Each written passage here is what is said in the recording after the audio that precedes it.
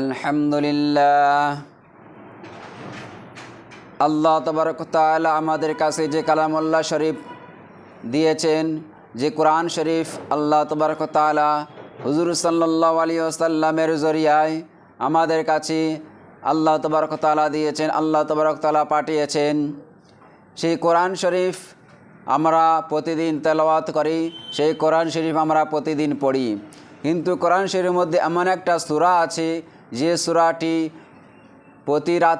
প্রতিদিন রাত্রে পাঠ করলে আল্লাহ তাবারক ওয়া তাআলা অভাব অনটনকে দূর করে দেন। সেই সূরার ব্যাপারে সেই কোরআন শরীফের মধ্যে সেই সূরাটি আছে।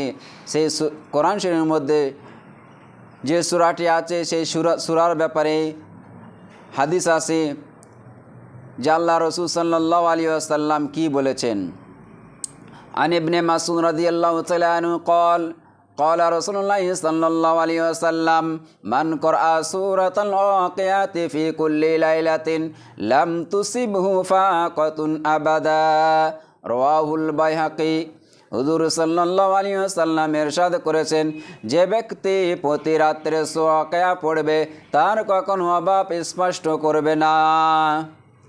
আমরা কোরআন শরীফ পড়ি, প্রতিদিন কোরআন শরীফ তেলাওয়াত করি, সকাল সন্ধে যখন সময় পাই সে কোরআন নিয়ে পড়ি, কোরআন নিয়ে বসে পড়ি। কিন্তু যখন কোরআন পড়ব তো রাত্রে এই সূরা ওয়াকিয়াটা অবশ্যই আমরা সকলে পাঠ করব। তা আল্লাহ তাবারক ওয়া তাআলা আমাদেরকে এই সূরা ওয়াকিয়ার উপরে আমল করা তৌফিক দান করুক। ওয়া আখিরি দাওয়ানা আলহামদুলিল্লাহি রাব্বিল আলামিন।